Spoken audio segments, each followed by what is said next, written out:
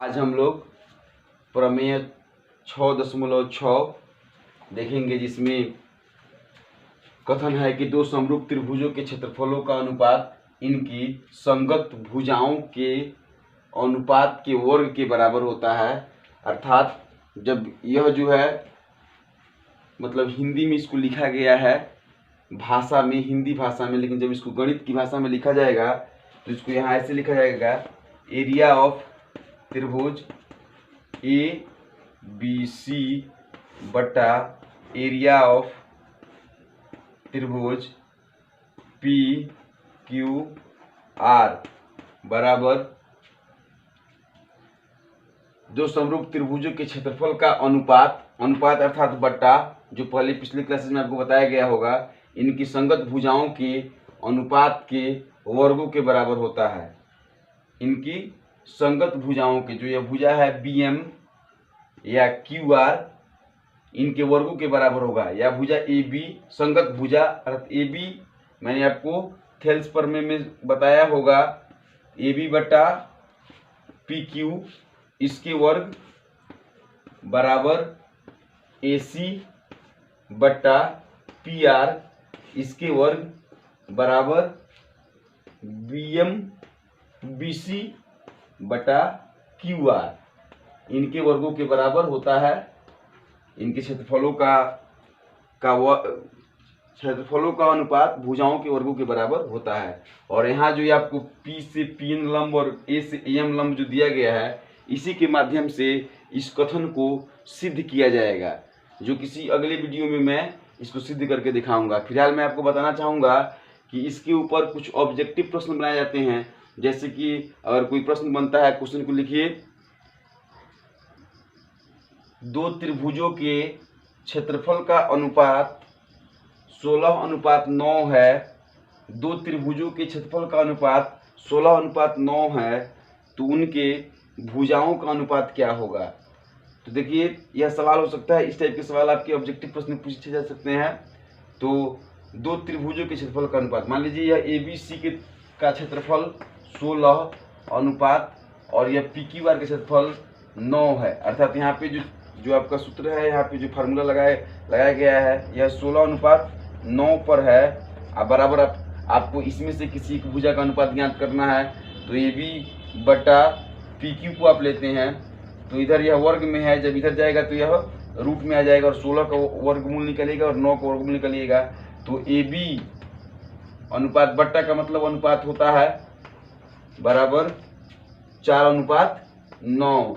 कभी कभी जो है आपको भुजा का अनुपात दिया रहता है तो क्षेत्रफल का अनुपात निकालना पड़ता है। इस कथन पर भी बहुत सारे प्रश्न आते हैं। और इसके आगे जो चैप्टर है 6.4 का जो चैप्टर है वह इसी सूत्र पर आधारित बनेगा। इसमें एक और चीज़ आती है, माध्यिका भी जो क्या होती है, मान लीजिए माध्यिका होता है, श्रीशैलम नगर के माध्यिका होता, तो माध्यिकाओं का अनुपात भी इसके क्षेत्रफलों के अनुपात के बराबर होता है। इस चीज़ को भी आप देख सकते हैं और देखने के बाद आप 6.4 को बनाने की कोशिश कर सकते हैं। और मैं फिर सभी प्रश्नों को बारी बारी से भी वीडियो बना करके अपलोड करूंगा। फिलहाल आप इस फार्मूले को देख करके और इस थ्योरम को भी मैं सिद्ध करूंगा, आप फिर से उसको देखने का प्रयास कीजिएगा। फिलहाल आप इतना देख करके इसके ऊपर मैथ बनाने की कोशिश कर सकते हैं। प्रमेय 6.7 को हम लोग देखेंगे, जिसमें कथन यह है कि यदि किसी समकोण त्रिभुज के, ध्यान दीजिए, सवाल को पढ़िए, मतलब जो पॉइंट है उसको पढ़िए, पढ़ने के बाद उसके हिसाब से मतलब उसका चित्र बनाइए। यदि किसी समकोण त्रिभुज के समकोण वाले शीर्ष से, मान लीजिए यह जो त्रिभुज है यह समकोण त्रिभुज हो गया और यह इसका शीर्ष ए, शीर्ष बी और शीर्ष सी, ठीक है। अब यहाँ से समकोण वाले शीर्ष से कर्ण पर लंब डाला जाए, यहाँ से यदि कर्ण पर लंब डाला जाए तो इस लंब के दोनों ओर, तो यहाँ जो त्रिभुज बन रहे हैं, त्रिभुज ए सी, मान लीजिए डी लंब हो, सी डी लंब हो ए बी पर, तो यहाँ पर त्रिभुज ए सी डी और फिर जाए तो इस लंब के दोनों ओर बने त्रिभुज संपूर्ण त्रिभुज के समरूप होते हैं। अर्थात यहाँ अगर लंब डालते हैं तो यह भी 90 डिग्री के कोण के साथ बनेगा, यहाँ भी 90 डिग्री कोण बनेगा और यहाँ भी 90 डिग्री कोण बनेगा। ये दोनों त्रिभुज जो होंगे वो बड़े वाले त्रिभुज के समरूप होंगे। अर्थात यहाँ पे इस कथन के अनुसार जो स्थिति होगी वह यह होगी कि त्रिभुज ए बी सी समरूप त्रिभुज ए सी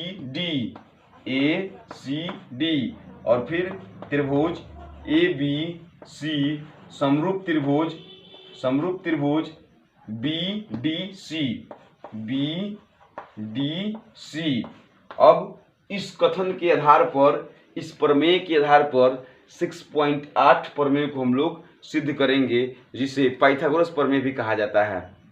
अब प्रमेय 6.8 को देखेंगे, जिसमें यह बताया जा रहा है कि एक समकोण त्रिभुज में, अर्थात एक समकोण त्रिभुज अर्थात एक कोण जो है वह 90 डिग्री का है, उसे समकोण त्रिभुज कहा जाता है। ये तो बात आपको पहले से पता है। ए बी सी समकोण त्रिभुज में एक कोण 90 डिग्री का है, और जब यह 90 डिग्री का है तो यह हो गया लंब और यह हो गया आधार। कभी कभी किसी परिस्थिति में यह आधार हो जाया करता है और यह लंब हो जाया करता है। इसके विषय में बात हम आपको त्रिकोणमिति में नामक चैप्टर जब आप बनाइएगा तो उसमें मैं आपको बताऊंगा कि कब जो है यह ए बी लंब होता है और कब बी सी आधार होता है और कब बी सी लंब हो जाता है और ए बी आधार हो जाता है। ठीक है, इसके ऊपर निर्भर कर रहा है थीटा के ऊपर। जब थीटा सी होता है तब लंब जो है ए बी होता है, और जब थीटा ए होता है तब लंब जो है बी सी होता है। और इसको विस्तारित से हम लोग त्रिकोणमिति नामक चैप्टर जब पढ़ेंगे तो समझेंगे। ठीक है, फिलहाल मैं आपको बताना चाहूँगा कि त्रिभुज में कर्ण का वर्ग, मतलब ये जो AC है इसका वर्ग यह अन्य दो भुजाओं के वर्गों के योग के बराबर होता है। अर्थात इस संबंध को सबसे पहले पाइथागोरस नामक गणितज्ञ ने देखा और इस कथन को उस गणितज्ञ ने प्रमाणित किया। इसलिए इस प्रमेय को पाइथागोरस के प्रमेय के नाम से भी जाना जाता है, और यह प्रमेय भी थेल्स प्रमेय की भांति अत्यंत आवश्यक और महत्वपूर्ण थ्योरम है, प्रमेय है। इसका प्रयोग लगभग गणित के 50% चैप्टर में किया जाता है और इसको निकालने का मतलब निकाला भी जाता है, और इसके ऊपर आधारित बहुत सारे प्रश्न भी आया करते हैं। अर्थात आपको यह फार्मूला याद करना पड़ेगा कि कर्ण स्क्वायर बराबर लंब स्क्वायर प्लस आधार स्क्वायर। यहाँ आधार की जगह पे BC लिख दीजिए। जब यहाँ पे मैंने AB लिखा है तो यहाँ पे BC लिखना चाहिए। तो अब हम लोग इसे सिद्ध करने का प्रयास कर रहे हैं। तो लिखिए कि सवाल लिखिए कि सिद्ध करें पाइथागोरस प्रमेय को सिद्ध करें। एक सवाल बनता है, अगर आपसे कोई पूछे या परीक्षा में आपको मिले कि पाइथागोरस प्रमेय को सिद्ध करें, तो अभी जो मैं सिद्ध करूंगा उसी को आप बनाइएगा। दूसरा सवाल बनता है कि समकोण त्रिभुज में कर्ण के वर्ग मतलब अन्य दो भुजाओं के वर्ग के योगफल के बराबर होते हैं। ऐसा भी प्रश्न आएगा तो आपको ऐसे ही करना पड़ेगा। और यदि कहीं ऐसा प्रश्न आ गया कि ABC एक समकोण त्रिभुज है जिसमें B 90 डिग्री पे है, तो AB square plus BC square बराबर AC स्क्वायर, अगर यह प्रश्न आ गया तभी आपको ऐसे ही करना पड़ेगा। अर्थात प्रश्न को जो है बदल करके, इसके मान को भी बदल करके पूछा जा सकता है और मतलब इसके तरीके को भी बदल करके पूछा जा सकता है। लेकिन आपको हर हाल में यह बात याद रखना पड़ेगा कि यदि यह त्रिभुज समकोण है, एक कोण 90 डिग्री का है, तो उसके लंब का स्क्वायर प्लस आधार का स्क्वायर बराबर कर्ण के स्क्वायर के बराबर होगा। अब इसको हम लोग सिद्ध करके देखते हैं कैसे सिद्ध होगा। अब हम लोग पाइथागोरस प्रमेय को सिद्ध करेंगे। तो सबसे पहले आपको साधारण प्रतिज्ञा लिखनी पड़ती है, और साधारण प्रतिज्ञा में जो स्थिति दी गई होती है जिसको हमें सिद्ध करना होता है, जो कथन दी गई होती है उस कथन को लिखते हैं। तो कथन यह है कि ABC मतलब एक समकोण त्रिभुज में, तो सबसे पहले हम लिखेंगे, लिख लीजिएगा आप मेरी बातों को सुनते हुए, कि माना कि त्रिभुज ABC एक समकोण त्रिभुज है जिसमें कोण B 90 डिग्री है। ठीक है, तो हमें सिद्ध करना है कि AB square plus BC square बराबर AC स्क्वायर। इसी चीज को सिद्ध करना है आपको। तो सिद्ध करने के लिए आप साधारण प्रतिज्ञा में जो कथन होता है उसी को लिख लेते हैं, जो आपने लिख लिया। अब इसके बाद रचना करना पड़ता है। किसी किसी सवाल में बिना रचना किए ही बना दिया जाता है, लेकिन इसमें रचना करना पड़ेगा। तो 6.7 में मैंने आपको बताया था कि समकोण वाले शीर्ष से जब कर्ण पर लंब खींचा जाएगा तो यहाँ दो त्रिभुज आपको दिख रहे हैं। तो लिखेंगे रचना B से BD लंब AC डाला, ठीक है, पूर्ण विराम दे देंगे। अब तब विशेष प्रतिज्ञा लिखिए या प्रमाण लिखिए, कोई फर्क नहीं पड़ता है, दोनों का मतलब एक ही होता है। विशेष प्रतिज्ञा लिखिए या प्रमाण लिखिए या उपपत्ति लिखिए। प्रमाण लिख करके अब आप लिखिए। अब आप देख रहे हैं आप त्रिभुज ABD बन चुका है और त्रिभुज BDC बन चुका है। तो सबसे पहले आप क्या कीजिएगा कि त्रिभुज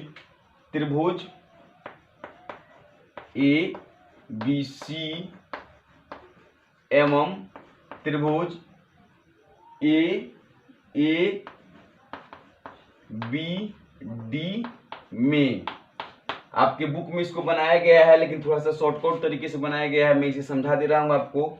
ABC एवं त्रिभुज ABD में, ABC एवं त्रिभुज ABD में। अब आपको कंपेयर करना है दोनों त्रिभुजों में। मैंने आपको कंपेयर करने के लिए बताया है, मतलब पिछले वीडियो में। कोण B बराबर होगा कोण D के 90 डिग्री, ठीक है। दूसरा कोण B जब बराबर हो गया कोण D के 90 डिग्री, और कोण A जो है वह दोनों त्रिभुजों में क्या है, उभयनिष्ठ है।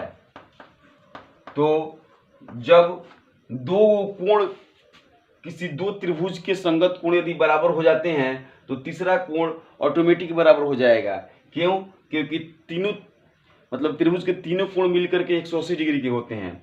तो अगर 180 में से दो कोण जो है किसी दूसरे त्रिभुज के दो कोण के बराबर हो गया तो तीसरा कोण ऑटोमेटिक बराबर हो जाता है। अर्थात यहाँ पर यह दोनों त्रिभुज ए समरूपता के तहत समरूप होते हैं, और यहाँ पर ए को छिपा लिया जाता है और सिर्फ समरूप त्रिभुज ABD सिर्फ ए समरूपता से, ठीक है। यहाँ ये जो एक्सेलेंट हो गया है, जिसे आप समझ सकते हैं। आप सोच सकते हैं कि एक त्रिभुज के तीनों कोणों का मान 180 डिग्री होता है और दूसरे त्रिभुज के भी तीनों कोणों का मान 180 डिग्री होता है। तो जब दो कोण किसी त्रिभुज के आपस में बराबर है, तीसरा कोण ऑटोमेटिक बराबर हो जाएगा। अर्थात यहाँ पे यह समरूप हो गया। जब यह समरूप हो जाएगा तो इसकी भुजाएं जो होगी वह संगत हो जाएंगी। भुजाएं संगत, इसको ध्यान से समझने का प्रयास कीजिए, संगत होंगी। तो जब कोण B जो है बराबर है कोण D के, तो कोण B के जो सामने भुजा है AC वह कोण D के सामने की भुजा के बराबर होगी। अर्थात कोण B के सामने है AC, ठीक है। तो सबसे पहले ABC हम लेंगे, तो AC बराबर, अब D के सामने की भुजा है AB, ठीक है। ध्यान दीजिएगा, संगत भुजा छांटने के लिए आपको सीखना पड़ेगा। B के सामने है AC इसलिए लिखेंगे AC, और D के सामने है AB इसलिए लिखेंगे AB। अर्थात B के सामने कर्ण AC और D के सामने कर्ण AB, ठीक है।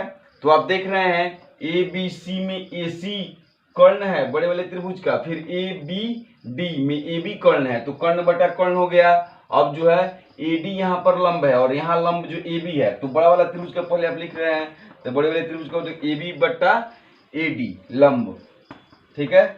और तीसरी जो होगी वह यह होगी BC बटा BD, जिसकी आवश्यकता यहाँ पर नहीं पड़ेगी, लेकिन हम इसे लिख देते हैं कि इतना भी हो सकता है BC बटा BD, लेकिन मुझे इतना ही लेकर के चलना होगा।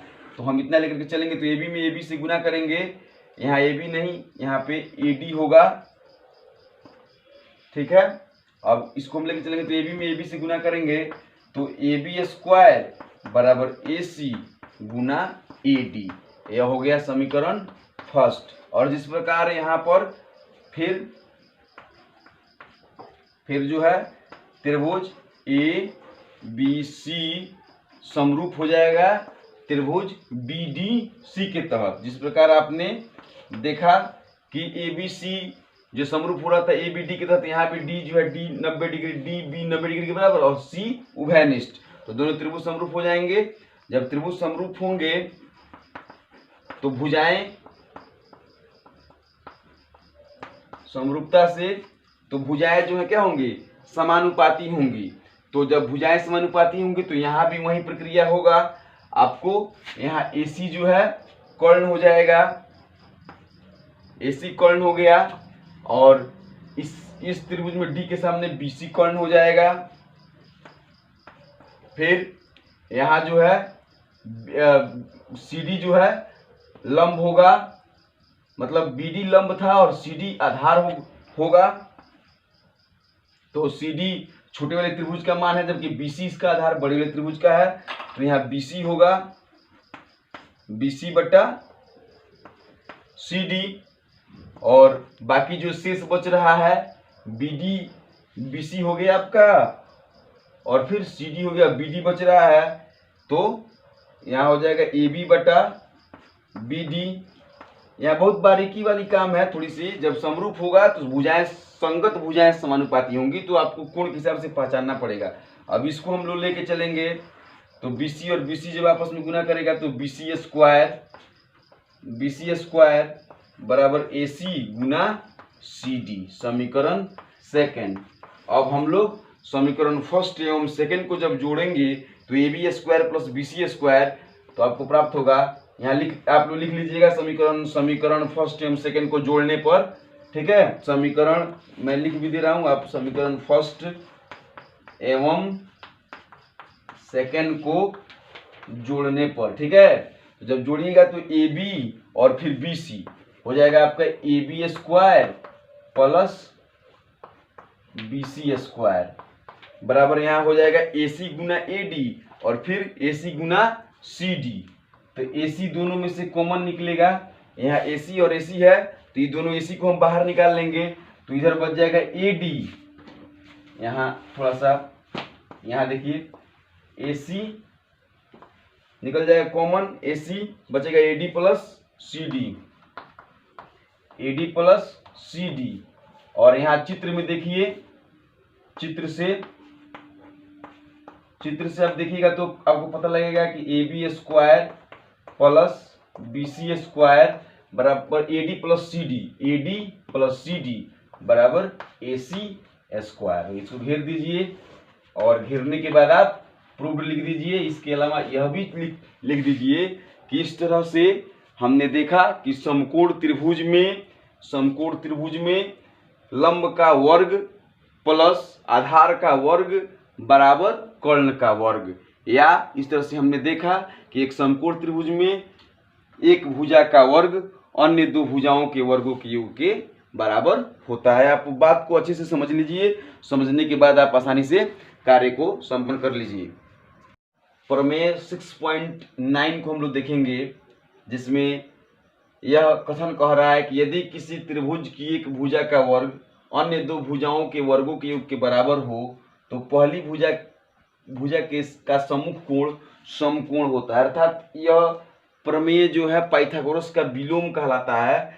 पाइथागोरस प्रमेय में यह कथन था कि यदि किसी त्रिभुज का एक कोण 90 डिग्री का हो तो इस भुजा और इस भुजा के वर्गों का योग इस भुजा के बराबर होता है। लेकिन अब इसके विपरीत इसमें कहा जा रहा है कि इसमें आपको एक भुजा और दूसरी भुजा के वर्गों का योग जो है इसके बराबर हो तो यह 90 डिग्री का होगा, ठीक है।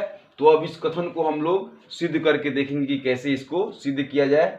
जैसे मैंने पाइथागोरस को सिद्ध किया था, तो ऐसे मैं पाइथागोरस के विलोम को सिद्ध कर रहा हूं, और आप अपने प्रश्न में बना लीजिए कि पाइथागोरस प्रमेय के विलोम को सिद्ध करें, अथवा एक त्रिभुज के एक भुजा का वर्ग अन्य दो भुजाओं के वर्गों के योग के बराबर हो तो पहली भुजा के सम्मुख कोण 90 डिग्री का होता है, अर्थात समकोण होता है। इसको सिद्ध करने की जब बात की जाए तो आप यही काम कीजिएगा। या आपको सवाल में यह पूछे कि यदि किसी त्रिभुज ABC में AB square plus BC square बराबर AC स्क्वायर हो दिया हो तो आपको सिद्ध करना है कि कोण B बराबर 90 डिग्री। आप ध्यान रखिए कि एक कोई चीज दी गई होती है तो दूसरी चीज को प्राप्त किया जाता है, उसे ही सिद्ध कथन कहा जाता है। तो अब मैं इसे सिद्ध करके प्राप्त कर रहा हूँ, आप इसे देखिए। तो साधारण प्रतिज्ञा में लिखिए कि माना कि त्रिभुज एबीसी है जिसमें A B square plus B C square बराबर ए सी स्क्वायर दिया है, तो सिद्ध करना है कि कोण बी बराबर 90 डिग्री। ठीक है, अब रचना देकर के लिखिए। रचना में आपको बनाना है, रचना देकर लिखिए कि ए बी बराबर पी क्यू तथा बी सी बराबर पी आर माना और कोण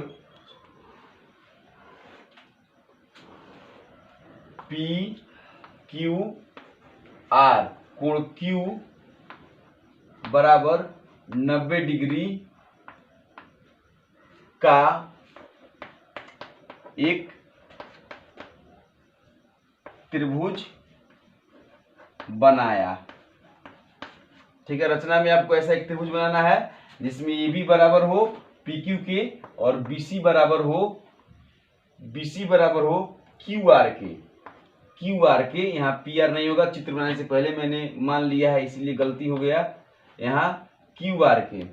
ठीक है, अब आपको और कोण क्यू बराबर 90 डिग्री है, तो आपको अब जो है प्रमाण लिखिए।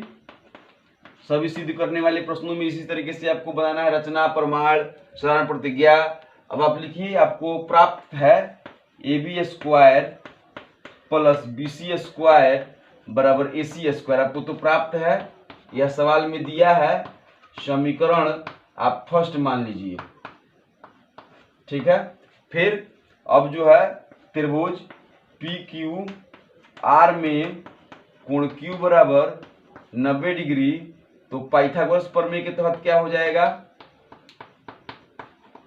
पाइथागोरस प्रमेय के माध्यम से क्या होगा? जब एक कोण 90 डिग्री का है तो सोचिए, जब एक कोण 90 डिग्री का है तो पाइथागोरस प्रमेय के अनुसार हो जाएगा आपका लंब का स्क्वायर अर्थात P Q square plus Q R square बराबर पी आर स्क्वायर। ठीक है, जबकि रचना के तहत आपको पी क्यू बराबर है ए बी के और क्यू आर बराबर है बी सी के, तो अब पी क्यू बराबर है A B square plus B C square बराबर पी आर स्क्वायर। कहाँ से?